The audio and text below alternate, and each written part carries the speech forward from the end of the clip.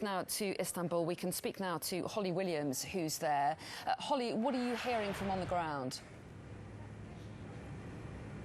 Well, what is not clear at the moment is whether this coup has been successful, is going to be successful, or whether it's simply an attempted coup that will be defeated by the country's political leaders. And at the moment, we have these two dueling statements. We have one statement from the Turkish military which said that it has taken control of the country in order to maintain constitutional order, democracy, human rights and freedom. Meanwhile, we've also heard from the Turkish Prime Minister speaking over the phone to a television station. Binali Yildirim said this is an attempted coup, it is illegal, and that it would not succeed and the people behind it would be punished. Meanwhile, scenes here in Istanbul tonight, Turkey's biggest city, are pretty extraordinary. It's Friday night. We'd normally expect people to be out on the streets celebrating, instead of which it is eerily quiet. Both of the city's two main bridges, which connect the two sides of the city, you can see one of them behind me, were blocked off by the Turkish military earlier this evening. We've also seen Turkish military vehicles at the city's main airport. We've seen pictures of Turkish military jets flying very low over the Turkish capital, Ankara. There were reports of gunfire in the center of Ankara, and we have just seen a report on Turkey's, that sounds like a jet just passing overhead now. Very low overhead here in Istanbul. And another one. Two presumably military jets. We've also heard from Turkey's state news agency just a short while ago saying that the military's chief of general staff has been kidnapped or taken into custody by some of the soldiers who are involved in this coup or attempted coup.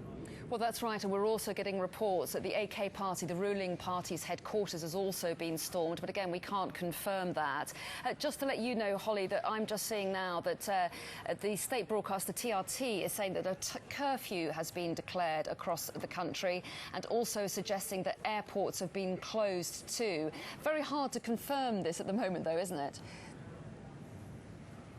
It's very difficult to confirm some of this on the ground, but I think that the really big question here is, where is the most powerful man in Turkey, or at least the man who has been the most powerful person in Turkey, Recep Tayyip Erdogan, the country's president, before that Prime Minister for over a decade, because this coup, or attempted coup, is all about him. He is an incredibly divisive character here in Turkey. He is loved by the people who support him and loathed by pretty much everyone else, and there really isn't much in between.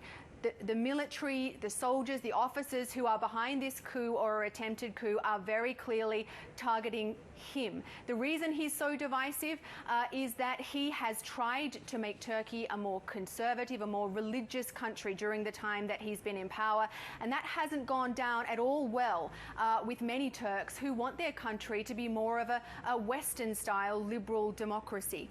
He spent enormous amounts of time and effort trying to curb the power of the military during his first few years in power, and the conventional wisdom was that he had managed to defang the military, that despite a long history of military coups in this country, it was unlikely that we would see another one.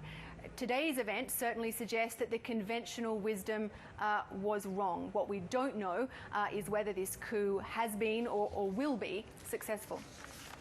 And just to fill you in, Holly, as you speak, we're getting more and more lines coming out of Turkey. Just to remind everybody that Sky sources have told us that the Turkish state broadcaster has been stormed by the military. We're now hearing that an announcer on the state broadcaster TRT says that they're reading a statement on the orders of the military.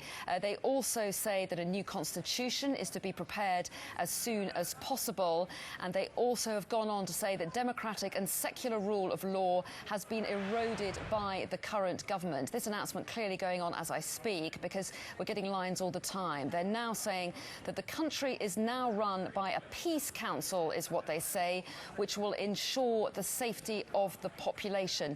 And just one other quick line coming in as well. An EU source monitoring events is telling the Reuters news agency that the military have control of the airport and strategic points in Istanbul. Istanbul. But Holly, just going back to what the announcer is reading out on the state broadcaster there, clearly a statement by the military. We're getting some sense of at least the motives that this group feel that they have for carrying out a coup. Yes, and the key words in that statement are restoring democracy and the secular rule of law. Secular, of course, the people behind this coup presumably oppose Recep Tayyip Erdogan and his government in large part because they don't like the fact that he's tried to make this country more conservative and more religious, because he's tried to insert more Islam into this country's politics. And democracy is important as well, because this country is a democracy of sorts. It holds elections. Recep Tayyip Erdogan and his party were democratically elected.